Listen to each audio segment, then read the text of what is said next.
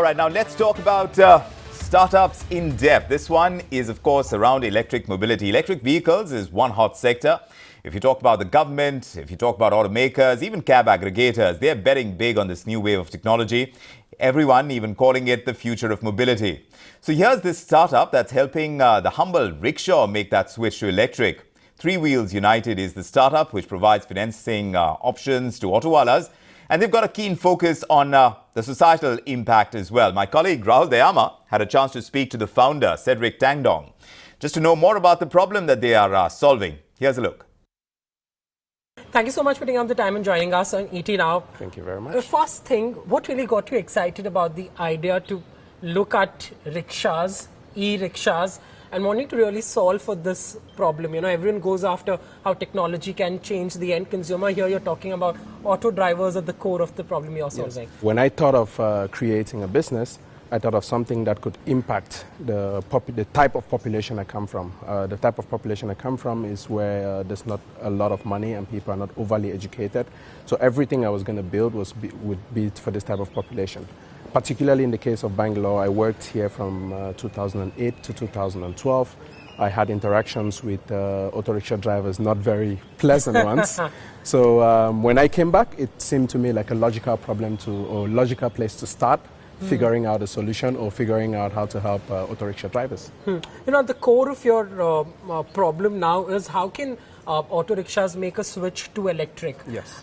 It's difficult to convince auto drivers, right? Especially when the core of the earnings is really linked to everyday business that they do. Plus the upheaval investment that really goes into an EV vehicle at first go. Yes. How have you been able to convince them? Yes, but I think there is still a long way to go. If you look at it from a driver's perspective, the key things that is important to them is they making more money on a daily basis. That is a straightforward question because the total cost of ownership for an electric vehicle is lesser than that for a traditional non-electric vehicle. But in addition, this is new technology, so you need some sort of risk sharing between, say, us as an enterprise and the driver. For this, what we do is that we provide an affordable loan to the driver, which covers almost 100% of the cost, allowing the driver to be able to own that asset without too much investments. Now, because the loans are affordable, the drivers can repay in, I'd say, a convenient amount of EMIs over a period of time. The second part is the infrastructure, right? The charging. So today we're working with drivers who can charge at their homes. The vehicles we deploy can charge with a 15 amps plug. But we're also very conscious that this whole model would work greatly with charging out of homes and swapping. We're partnering with those people of the ecosystem to make sure that we get there when it's ready. Yeah, how much more smart can electric vehicles be and more conducive is something that you're partnering. But how different are you? If I as an auto driver were to approach, there are several financing options available to me, from banks to, you know, someone who's willing to offer me credit by the roadside and things like that. How competitive are your interest rates? At the end of it, an auto driver would see value if it saves them money, right? Yes, without shooting numbers off my head, so we are at least 10% cheaper than any conventional, I would say, non-nationalized bank. That makes us the ideal place for drivers to come to us. But in addition, a program which we just launched, for example, is really around replacing the existing vehicles, right? So a driver that has a vehicle that's older than 10 years can walk into my shop.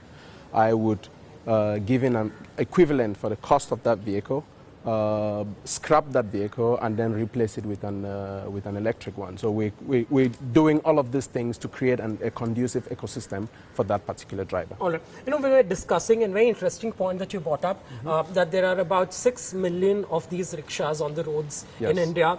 More than a crore, 1.2 crore auto rickshaw drivers. And the model really has been that they rent their vehicles rather than owning them. So it is a massive problem, right, in terms of impact that you can solve. You're talking about 1.2 crore auto drivers that are really out there. Exactly. So, well, when I started Three Wheels back in 2014, there were, I would say, 70% of people who were renting. Right, with each vehicle being operated on an average by 2 persons. So if you look at the, like we talk, 60 lakhs vehicle on road, then that is, you're not just solving a problem for a few people, but it's a whole ecosystem, and one which is important because, again, we need to bring all of these drivers as part of the change into a digital world. All right, so, interesting. But, while you may be a social enterprise, what is your business model? How do you stay relevant in the long haul, build a sustainable business, even as you really go about solving for the problem? Fantastic. Yeah, so very good question.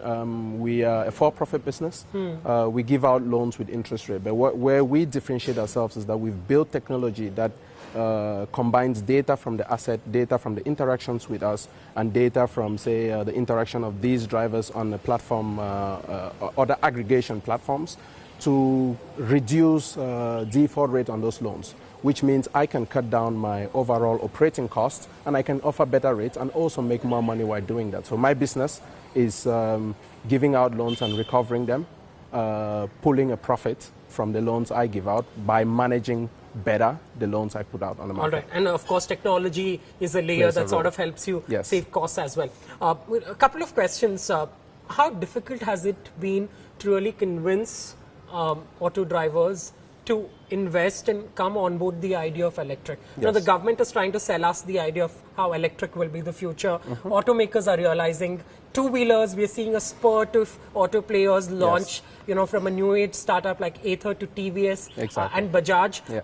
Everyone's trying to sell the story of electric. It's more difficult to sell that to someone like an auto driver, right? Who's more worried about earning money and putting food on the table. Fantastic. Yeah, no, you have a very genuine question.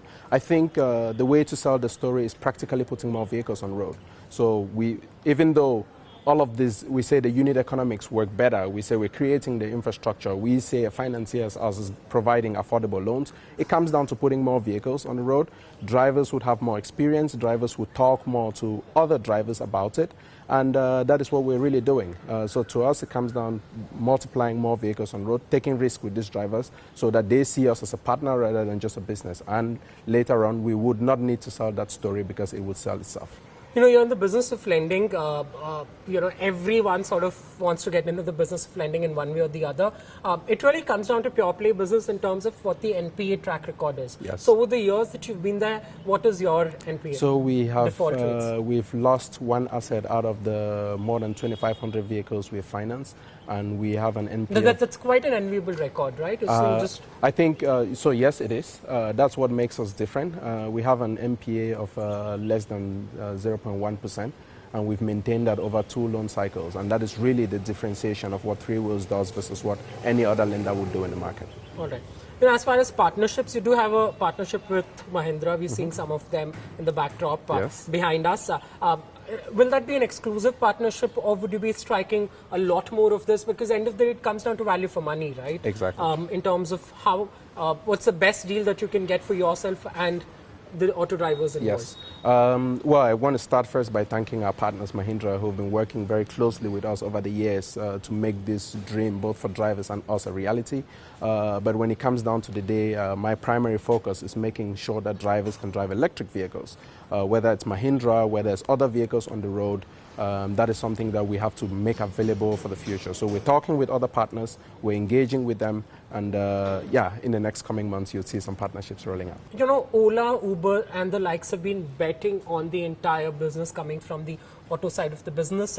Even while cabs are there, but for short distances, it's more economical to really take them.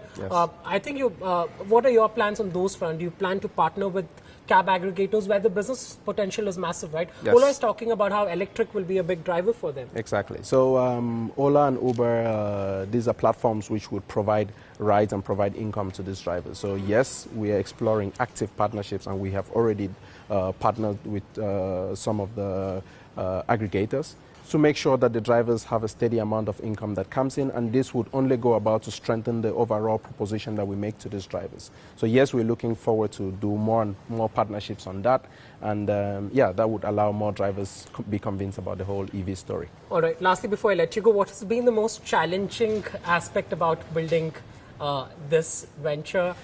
Has it been to convince auto drivers, get partners on board, get employees onto the mission? What has been the most difficult aspect? Well, I think a couple of things. So I am an African from France coming here, it's not the ideal combination of an entrepreneur. But yeah, I think besides that, we're working also with a very, I would say, important but very not easy target population to work with. That was a conscious decision. We're a social enterprise and we take full responsibility of doing that.